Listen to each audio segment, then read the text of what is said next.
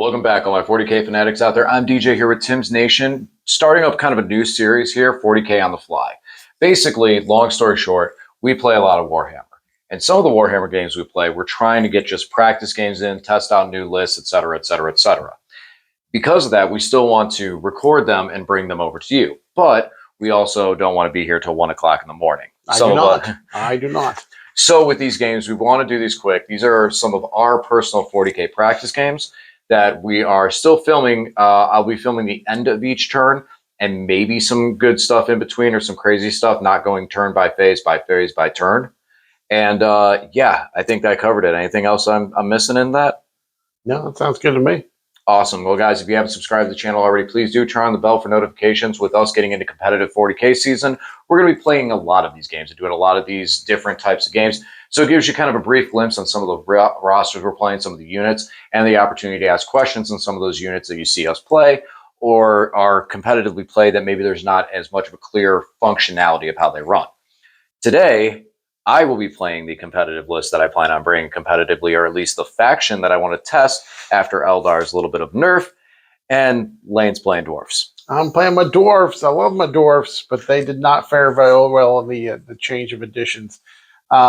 The bad it's not news, to say they're that bad. They're just... Well, the bad news is they lost a lot of their power and a lot of their character. The good news is that you can take more of them now. Their points are cheaper. So I'm going to have a lot of models on the table compared to 9th edition. So we'll see how they do. Right, nice. So that'll be cool. It's a lot bigger of an army. And I think, hey, actually, I think you outnumber me today. Wow. I probably do. Yeah. Wow.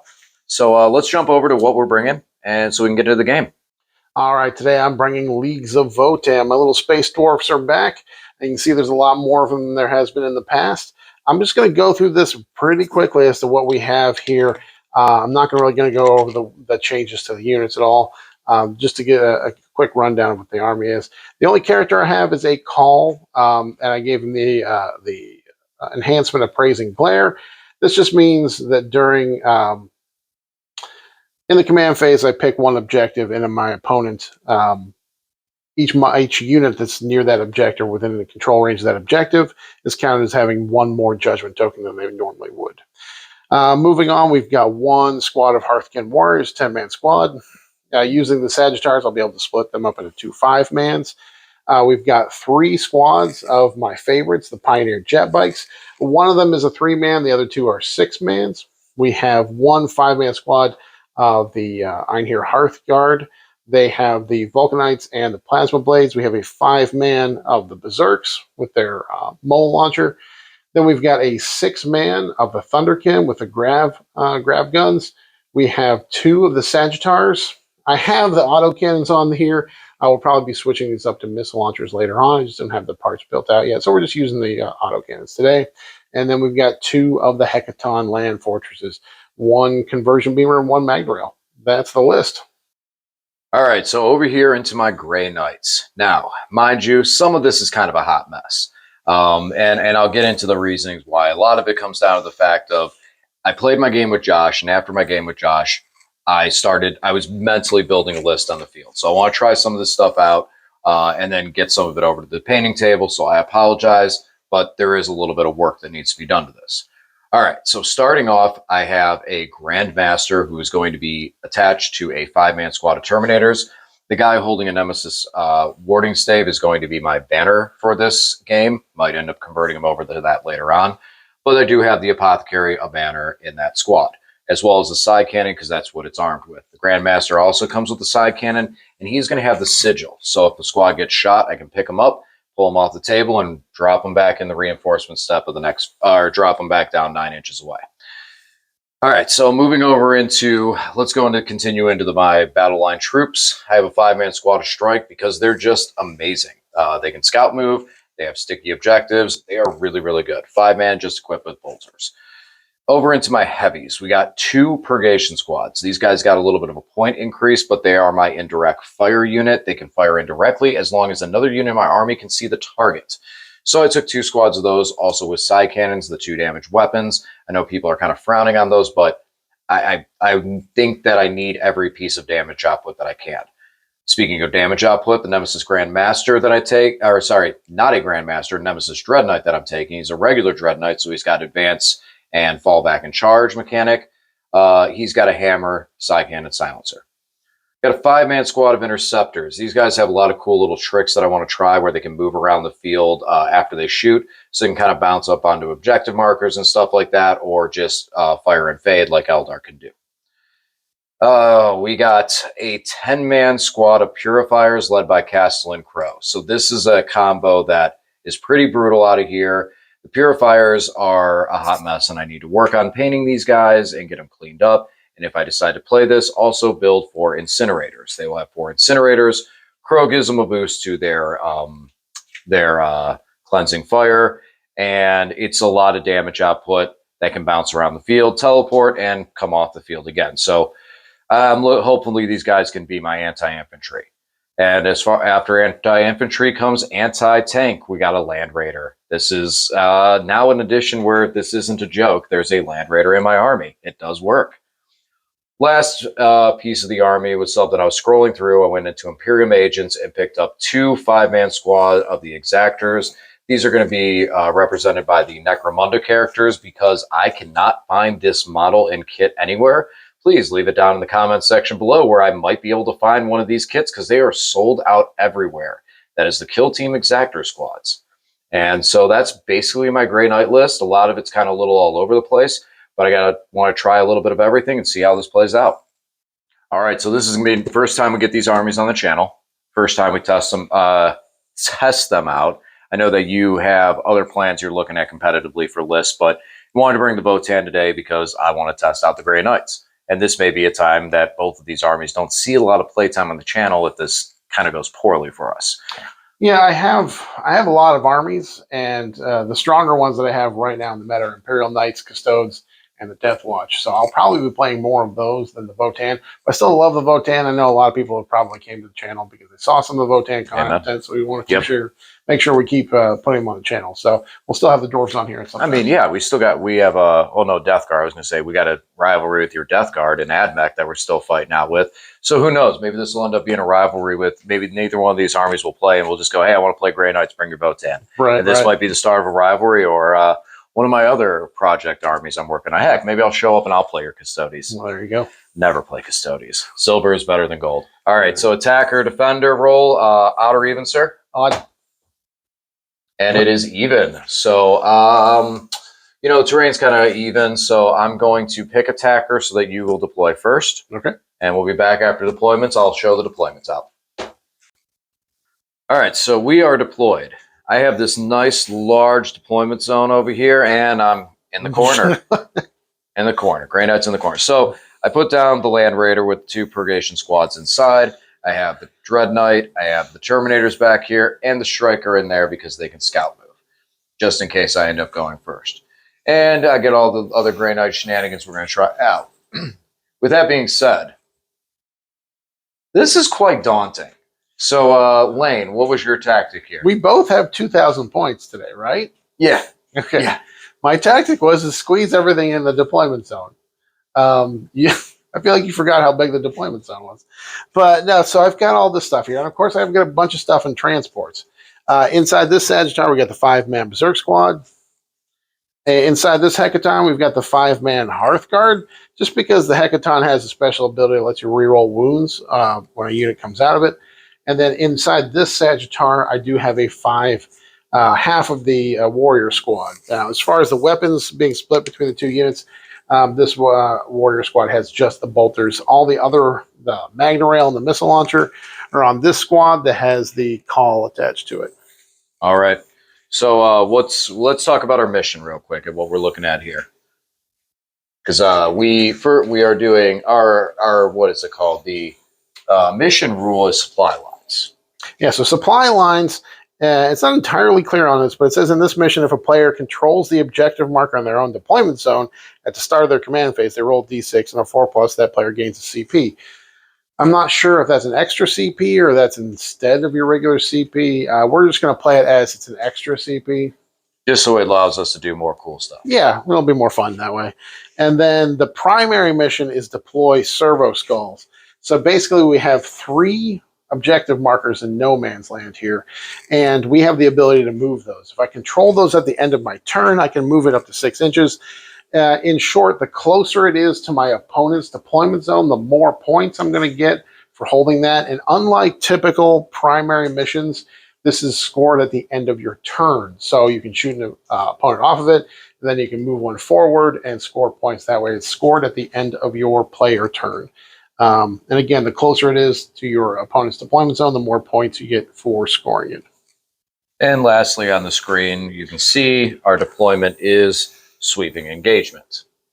All right, so I'm real excited about getting to get the Grey Knights on the table. And this was a mission I really wanted to play because I feel like it's like playing football. It's something new. It's kind of a push of war as we're pushing objectives towards each other. And I'm glad, in some things I've been disappointed in with 10th edition, but I'm glad they came up with some new ideas for primary missions, so this should be fun. All right, now there's only one thing. Roll the dice to see who goes first. This is one time I want to go second. Okay. Aha! You're going first. All right. Take that. We'll be back if anything cool happens or at the end of my turn. All right, now, so not a whole lot here from the Grey Knight side of things. I tried to move out and damage the Hecaton and the Sagittar. I was able to damage them. I dinged up the Hecaton, put 6 wounds onto it, and dropped the Sagittar down to 3. But that was really about it. As far as my secondaries were concerned, I was only able to get investigate signals in my back corner because that's where I was. I wasn't really able to do much. So I don't control none of the objective markers are controlled by either one of us right now. And so none of them get to move. And yeah, that's gonna wrap it up for my turn. Wait a minute, what's that next to your Land Raider? Oh, yeah. You don't seem so happy about that. So a new thing for Votann this edition is at the beginning of the first battle round, I choose a unit from my opponent's army, and I just put 2 judgment tokens on it right away. So it's a new way of giving out judgment tokens because they took a lot of the other ways away from us. So obviously it's good for killing that thing, but also I will get command points for killing that depending on which battle round I kill it in. So if I kill it in the first battle round here, I will actually get 3 command points. All right, well, we'll go over to Lane's turn. All right, so if there are judgment tokens on something, then I can kind of kill it. But if there are not, I cannot. So you'll see the Land Raider is no longer there. I was able to pop that. It took not even that much shooting. It was just a Hecaton. And then because the Hearthguard got out of the Hecaton and shot at the same target the Hecaton does, they were able to reroll all wounds, and I got some mortals off from their Vulcanite guns. So I was able to finish off the Land Raider. The Magna Rail did go through. I did have to spend a CP to reroll my wound roll because I rolled a 1 on that, but ended up doing 8 damage from the Magna Rail. So made a difference. And then I put everything else into this stupid Nemesis Dread Knight, and DJ wisely popped a strat, the True Silver Armor, that reduced my AP by 1, and so he did not make any ones, didn't roll any 1s on any of his armor saves, so I did 0 damage. 0 damage to the Dread Knight. Yeah, so both the Sagittar, this Hecaton, and the squad of bikes all shot into the Nemesis Dread Knight, 0 damage done. And we were just making sure that we were playing by the rules here. Now, in order to shoot through terrain, you have to be wholly in it. So these 2, I moved up to touch on it for getting this new rule, but they can't shoot through the terrain unless they are wholly within it. So only these 4 bikes can shoot. Yeah, that's correct. They could not see him. So, all right. That was my phase. Got a little bit of damage done. What did you score? So I did not score anything on my secondaries. My secondaries were terrible for round 1. One was capture enemy outpost, which is to take the objective in the deployment zone of my opponent, and the other was assassinate. I didn't really have any targets that I could assassinate any characters. So, but I did. I will earn 3 CP in my next command phase because I killed the target that I put those 2 judgment tokens on. Because I did it in turn 1, I will get 3 CP in my command phase. So that was a good buff for me. But other than that, no scoring. All right, so concluding my turn, the Purifiers dropped in, and we're not able to gun down the bikes like I would have liked to. So instead, I had to land a charge, and with a command point reroll, I was able to hit an 11 charge and clear quite a bit of the bikes out there. Crow hits like a truck. I do have my Terminators back here as well too.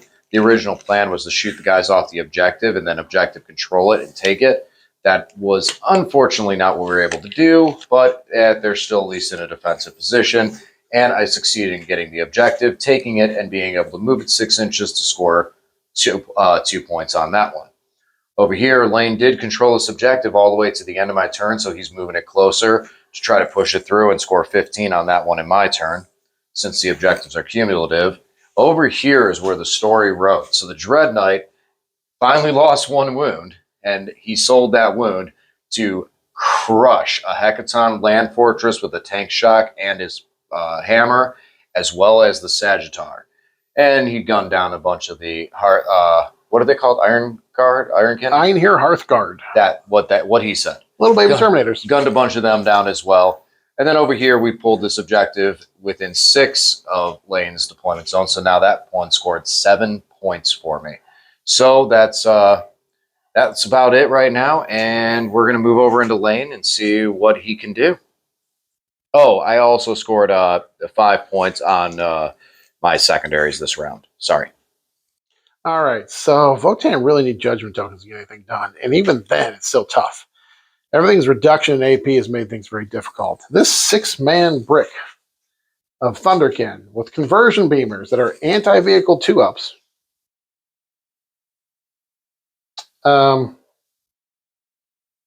It didn't do any damage to him? Oh, no, you did some. He's at 5 wounds. He's at 5 wounds. He went from 12 to 5. You got 7 on him this entire turn with everything. So they're not super strong. He did the true silver armor again, and their conversion beamers are only AP2. So he was getting 3-up saves again. The 10th edition is really, you have to learn new things about how and when things can do damage. Because each one gets D6 shots. That's 6 D6 shots. And I rolled pretty well on the number of shots. Just didn't get the work done because I was shooting into someone in combat because I didn't fall back from him. So even with the judgment token, it's still hitting on 4s.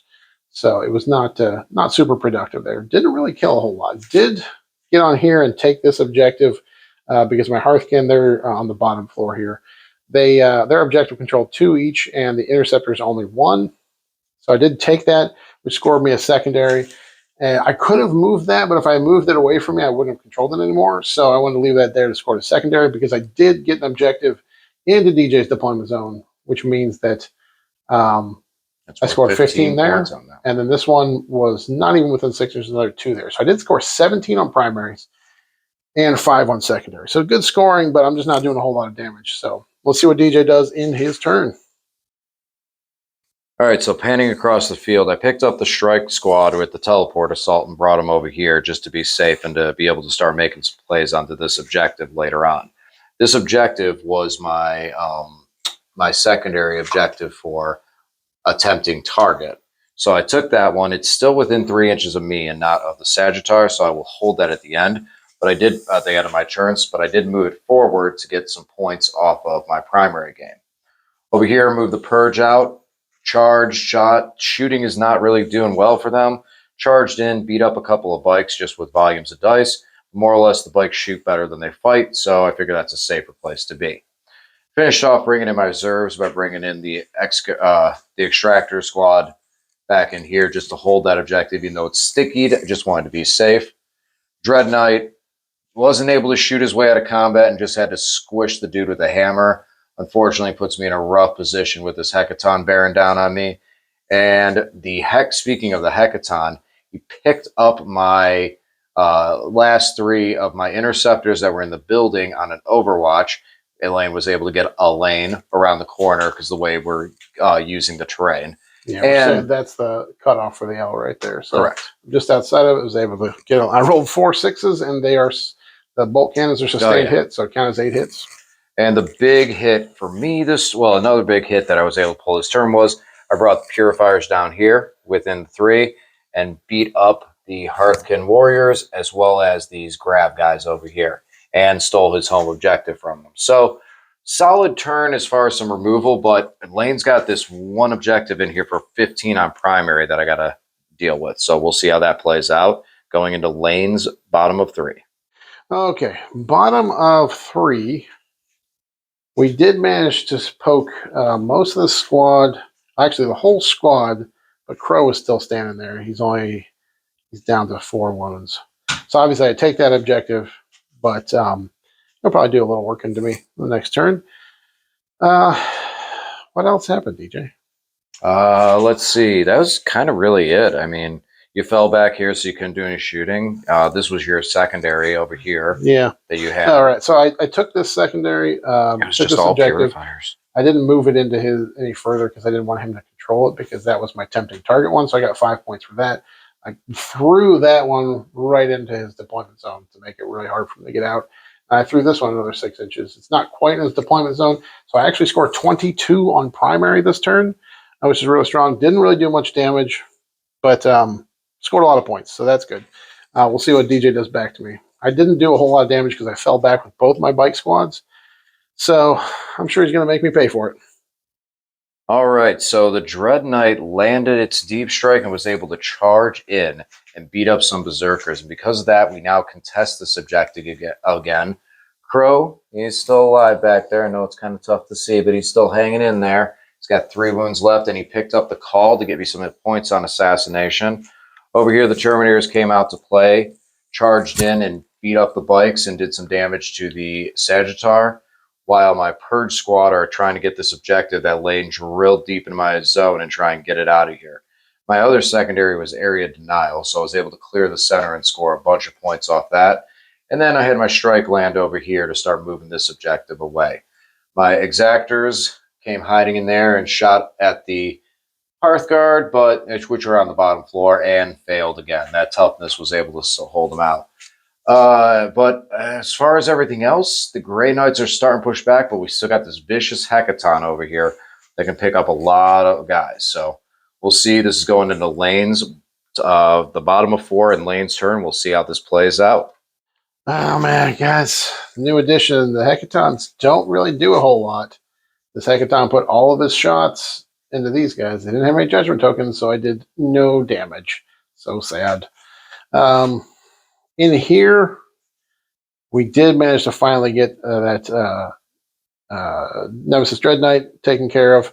The Sadly.